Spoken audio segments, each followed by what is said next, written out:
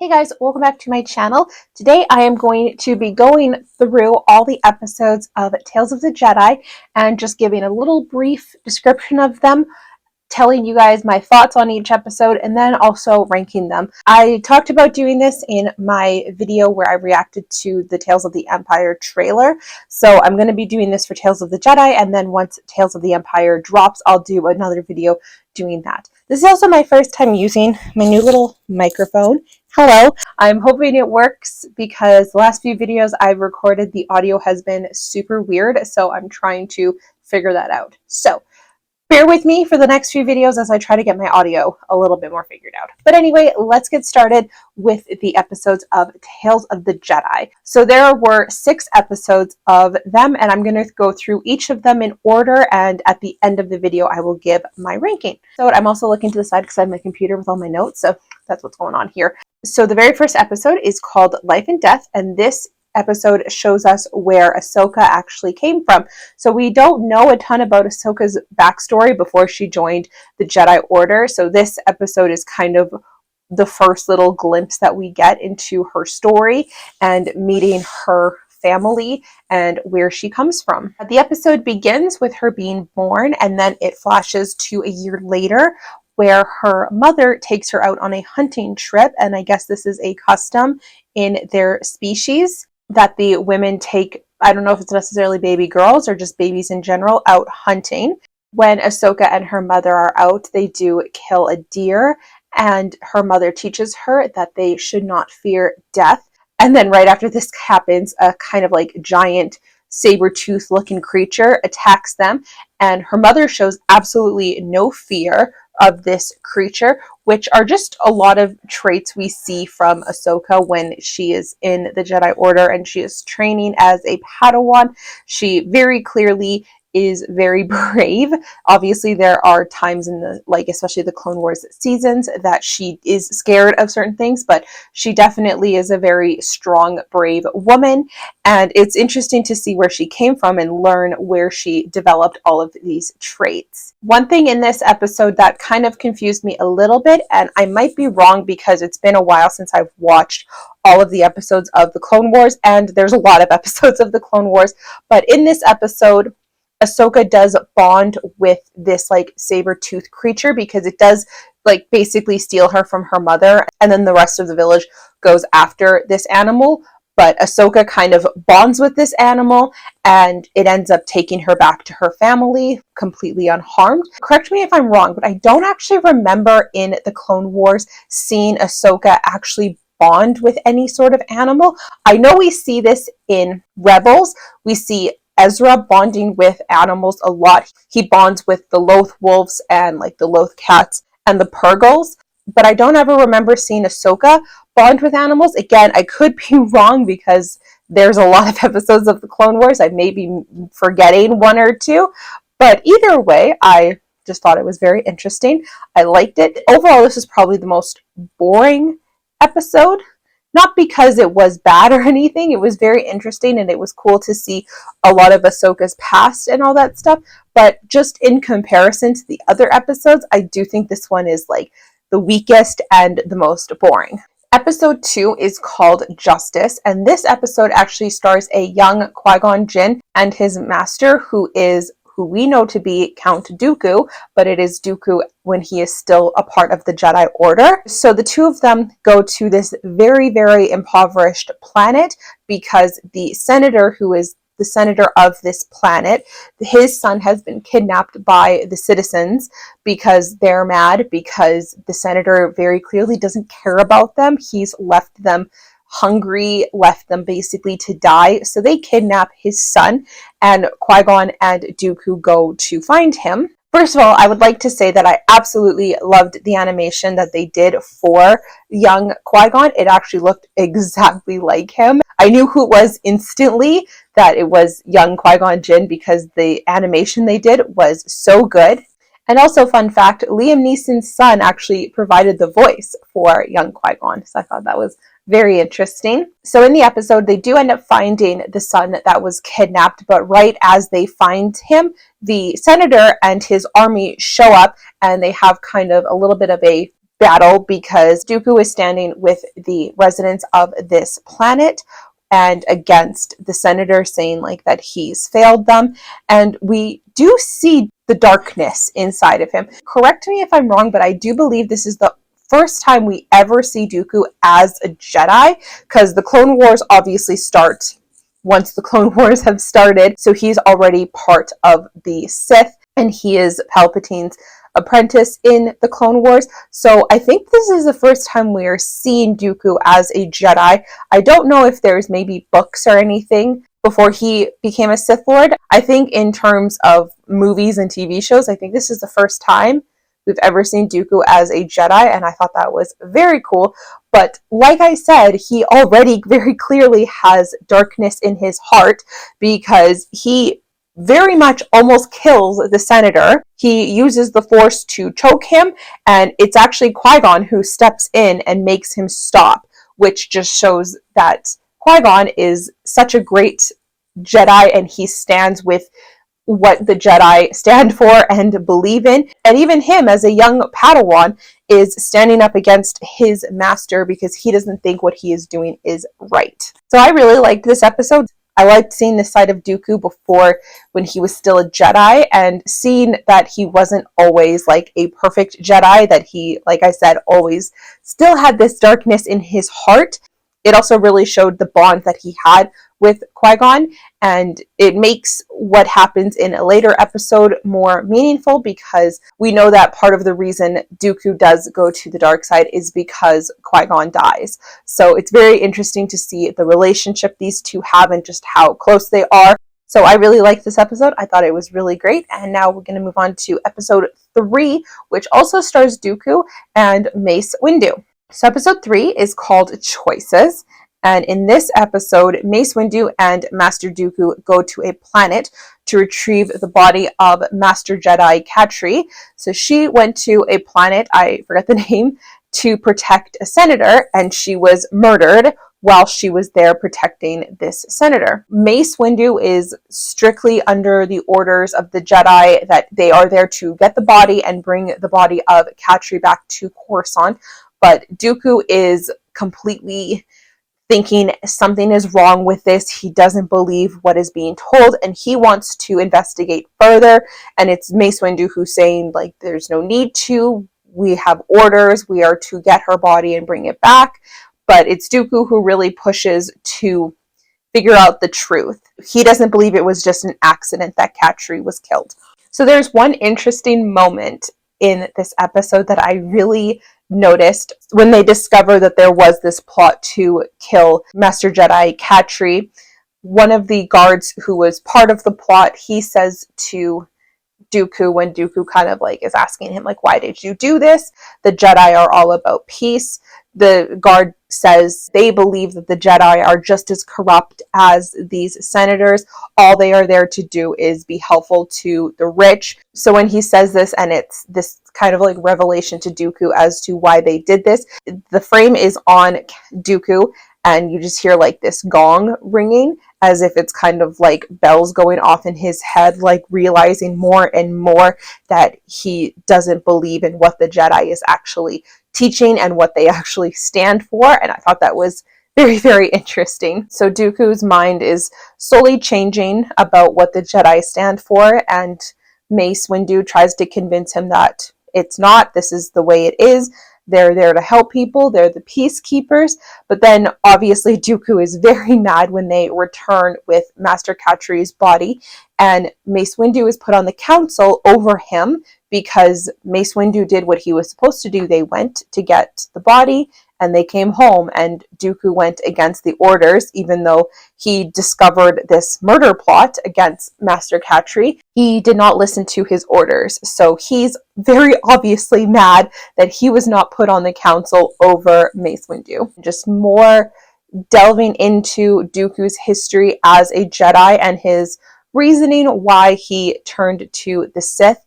From that, we move into episode 4, which is called The Sith Lord, and this is the episode we fully see Dooku changing from a Jedi to the dark side, though obviously it's a very slow process, because in this episode we learn that he is kind of playing both sides. He's still a Jedi. He's still not on the council. He sees his old apprentice Qui-Gon, and he learns that Qui-Gon now has a Padawan, Obi-Wan. He's very proud of him. But at the same time, he's also doing things for Palpatine, such as he goes into the Jedi archives, and using Master Sifo-Dyas's code, he deletes all the history and all the archives on Kamino, which is very interesting because that was something I was always very confused about in terms of Attack of the Clones.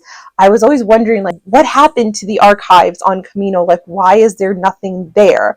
And so it was interesting to actually see what happened to them, and that it was just as simple as Dooku going in with a different code and deleting them. So he's obviously been helping Palpatine, but he's still a Jedi. But it is actually when Qui-Gon is killed by Maul that he is beyond mad with the Jedi, because Qui-Gon tried to warn the Council that he thought he discovered a Sith Lord, but they didn't believe him.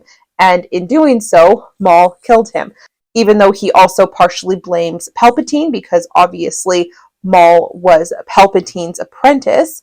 Palpatine basically convinces him that now he can do more as a Sith than as a Jedi. Palpatine also reminds Dooku of all the reasons why he thinks the Jedi are corrupt and why he should join him. So this episode is probably the darkest out of all the episodes, because in this episode we actually see Jedi Master Yaddle discovering that Dooku is working with Palpatine, and she tries to give him the option of returning to the Council and admitting what he's done, and maybe he'll be pardoned, especially if he turns in Palpatine. But again, Palpatine convinces him, like, that's not right, the Jedi are wrong, you need to stand with me. And so Dooku and Yaddle end up dueling each other. It seems very brutal at first, the way you think Dooku kills Yaddle, and she ends up surviving, but she uses so much force energy that she's exhausted, and he is very easily able to kill her.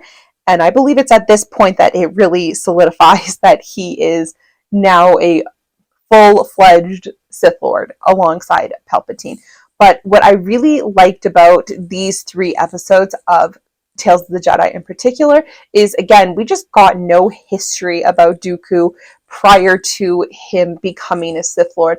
And yes, it's only 3 10-minute long episodes, but I think it really showed his progression and all of his reasonings as to why he believes the Jedi are corrupt and why he made his decision to turn to the dark side. And so I love that. I love learning history of these characters, because every single character in Star Wars just has so much history and so much to give and to learn about. And I just thought it was very interesting to learn so much about Dooku. Episode 5 is called Practice Makes Perfect, and this episode is actually quite simple in its premise. It stars a young Anakin Skywalker and his Padawan Ahsoka. So Ahsoka is being trained using new training droids that are supposed to simulate battle fire, but Anakin is just not impressed with these at all. He doesn't think they are reliable, and he actually sets up for her a training scenario with actual clone troopers where they shoot at Ahsoka with their guns set to stun. So they're not actually going to like hurt her or injure her in any way. They will knock her out.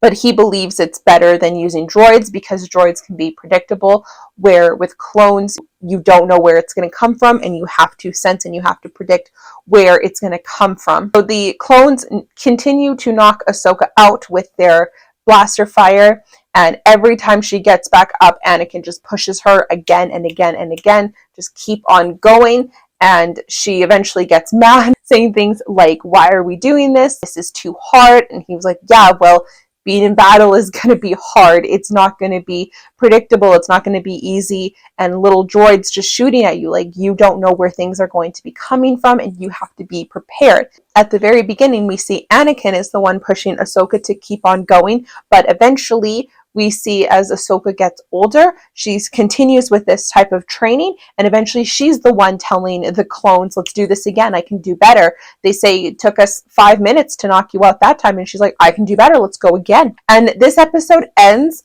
and this is probably my favorite ending out of all of the episodes. The episode ends with Ahsoka and Captain Rex together. We don't know quite exactly what happened. All we know is that Captain Rex basically is saying to her, let's hope all this training paid off. And then he pretends to take her prisoner, and then the blast doors open and it's a hangar just filled with clone troopers. And we come to understand that Order 66 has happened, so all of these clones are after the Jedi. And then the blast doors shut and we are just left to hope. I mean, we all know, but we are just left to hope that Ahsoka and Captain Rex have made it out of there okay. So as I said, this is a very simple episode. It is a very simple premise, but it was just very powerful in my opinion. I thought it was really good, and it really showed like the type of teacher that Anakin was. Though some people may say that he's very brutal and he is training her and it's really intense, obviously it pays off that she's getting better and stronger, and then it obviously pays off in a very much real life or death situation for her. And then the very last episode is called Resolve. So this episode starts on Naboo with Padme's funeral, and Ahsoka is secretly in attendance because Padme was her friend. We see that Senator Organa actually finds her, tells her like she shouldn't be here, and he helps her escape safely off of Naboo. He also offers her a comm link that she can use to call him if she ever needs it. She at first declines it, but then she does end up taking it. And he just kind of says, we're always here for you if you need us. An undetermined amount of time passes, and we see that Ahsoka has gone to live on another planet, and she's taken a job as a farmer. And she's there amongst other farmers. There's one boy there in particular who is obviously a big supporter of the Empire, saying things like, they've brought peace, it's safe now because of them, the Jedi were wrong, and they were right in destroying all the Jedi. And Ahsoka just kind of keeps to herself, but one day accident happens and Ahsoka accidentally uses the Force in order to save another woman. So she plays it off and pretends that she didn't, but this boy who is a big supporter of the Empire, he did end up seeing what happened a little bit. So thinking he's doing something right, he reports that he found a Jedi, and the Empire sends an Inquisitor to come and find her. But at that particular moment, when the Inquisitor arrives, Ahsoka isn't there. She's just gone off for the day to sell the crops with another girl, and the Inquisitor burns down the entire village and kills all but 2 people in the village because she's not there. And even when she does show up, the Inquisitor still threatens to kill the boy who reported her. And he's saying over and over again, like, I reported her, I should be rewarded for this. And even still, the Inquisitor almost kills him, just basically showing to him that no matter what, the Empire does not care about these people. They are there for themselves, they are there to protect themselves, and all their talks of peace and whatever are just big fat lies. So Ahsoka, of course, because she's amazing, does defeat the Inquisitor, and she ends up calling Bail Organa to rescue herself as well as the 3 survivors of this massacre. And when he comes to pick them up, he basically just tells her like things have just gotten way worse. But it's at this moment that she knows like she can't hide anymore, and that she has to step up and she has to also fight the Empire. That is where the episode and also season 1 of Tales of the Jedi ends. I love these episodes. I know which one is my least favorite, and I think you guys could probably tell from my description of everything which one is my least favorite. But even still, the only reason one episode is my least favorite is just because I found it the most boring. But other than that, I had a really tough time ranking all of these episodes because I just thought they were so good. So we'll go from my least favorite here at the bottom to my most favorite here at the top. My least favorite episode was episode 1, Life and Death. Like I said, I just thought it was the most boring. It was still good, and like I said, I still liked learning more about Ahsoka, but my least favorite. And then second last on the list is going to go to episode 3, Choices. After this, it gets really tough. Like, I had a really tough time. I think I knew what my first favorite was, but 2, 3, 4, those spots, I had a hard time filling. Spot 4 is going to episode 2, Justice. And then spot number 3 will go to episode 6, Resolve. And spot 2 is going to episode 4, The Sith Lord. So that means my favorite episode up here is episode number 5, Practice Makes Perfect. So that is my ranking of all of the episodes of Tales of the Jedi. And on that note, I am so excited for Tales of the Empire to start. I obviously watched these episodes a long time ago, but I rewatched them for this video, and I had a great time rewatching them. They are so great. I love them. And I'm so excited for Tales of the Empire, especially like rewatching these and just seeing, again, just so much about Dooku and stuff. I think Tales of the Empire is going to be fantastic, and I really hope they come out with more things after this. Like I said in my video reacting to the trailer, it would be so cool to see something like Tales of the Resistance or something like that. But either way, I'm so excited for that to drop. I don't know when this video is coming out, but Tales of the Empire does drop on May the 4th, I think, all of the episodes. So in a few weeks after this video goes up, I will be posting my video ranking all the episodes of Tales of the Empire. So stay tuned for that. But that is going to be it for now. Thank you guys so much for watching this video. I'll scoot back over. If you liked it, I would love it if you would like and subscribe. I post new videos every single Friday, and I'd love to have you here. Thanks for watching. I'll talk to you later. Bye, everybody.